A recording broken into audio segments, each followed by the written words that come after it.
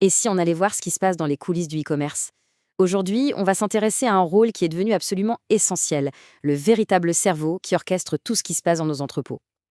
On clique sur un bouton et hop, quelques jours plus tard, le colis est là. Ça paraît simple, non? Eh bien, en réalité, derrière cette simplicité, il y a une machine d'une complexité incroyable. Et c'est cette machine qu'on va décortiquer ensemble. On s'en souvient tous, le e-commerce a littéralement explosé ces dernières années.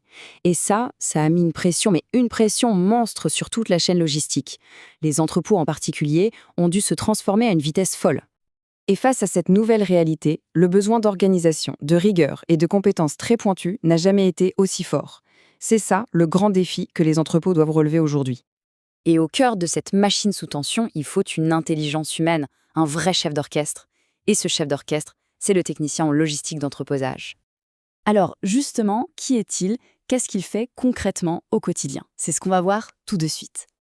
Bon, voilà la définition officielle. Mais pour faire simple, il faut vraiment l'imaginer avec une double casquette. D'un côté, il gère les marchandises, les produits. De l'autre, il gère les humains, l'équipe. C'est cet équilibre permanent qui est la clé de son métier. Pour bien comprendre son rôle, on peut le séparer en deux missions principales, qui sont bien sûr liées. D'abord, la gestion des marchandises. Et ensuite, la gestion des équipes. Voilà, c'est exactement ça. D'un côté, le flux physique, les palettes, les cartons, les stocks, il faut que tout soit coordonné, régulé, contrôlé. Et de l'autre, le côté humain, planifier le travail, encadrer, motiver les équipes. C'est vraiment là où la stratégie pure rencontre le management. Alors, pour la partie marchandises, les maîtres mots sont précision, sécurité et adaptabilité. Ça veut dire quoi? Ça veut dire contrôler les documents, vérifier que les stocks sont justes, s'assurer que les règles de sécurité sont appliquées à la lettre et surtout, être capable de s'adapter en temps réel aux imprévus. Parce que croyez-moi, en logistique, des imprévus, il y en a tout le temps. Et pour la partie équipe, c'est une logique assez similaire. Il faut faire les plannings, suivre les performances avec des indicateurs, former les gens, les évaluer. Bref, le b.a-ba du management. Mais il y a une nouvelle compétence, la dernière sur la liste, qui est devenue absolument cruciale.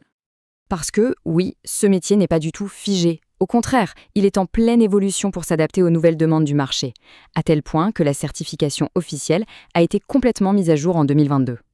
Regardez bien ça. Le premier changement, ça semble être juste un mot. Avant, on disait coordonner et réguler. Maintenant, c'est coordonner, réguler et contrôler. L'ajout du mot contrôler, ce n'est pas juste pour faire joli. Ça signifie un niveau de responsabilité et de maîtrise beaucoup plus important. Et pour le management de l'équipe, le changement est encore plus fort. On a officiellement ajouté cette notion « participer à l'amélioration continue ». Alors, l'amélioration continue, qu'est-ce que c'est? En fait, ça veut dire qu'on ne demande plus seulement aux techniciens de gérer le quotidien, on lui demande d'être proactif, d'analyser ce qui peut être optimisé, de proposer des solutions et de les mettre en place. C'est vraiment ça qui fait toute la différence aujourd'hui. Et la raison de ce changement est assez évidente. La logistique bouge en permanence. Si une entreprise ne cherche pas à s'améliorer constamment, elle se fait tout simplement distancer. C'est devenu une question de survie. Ok, donc on a un métier qui évolue, qui devient plus complexe, mais concrètement, ça ouvre quelle porte? Où est-ce que ces compétences sont recherchées? Eh bien, cette certification, c'est un vrai tremplin. Elle peut mener à toute une série de postes à responsabilité. Chef d'équipe, superviseur, responsable de quai, responsable de secteur. C'est une porte d'entrée très claire vers des carrières de management. Et ces profils, ils sont recherchés un peu partout. Bien sûr chez les prestataires logistiques, mais aussi dans l'industrie, dans la grande distribution et évidemment sur les plateformes e-commerce qui explosent.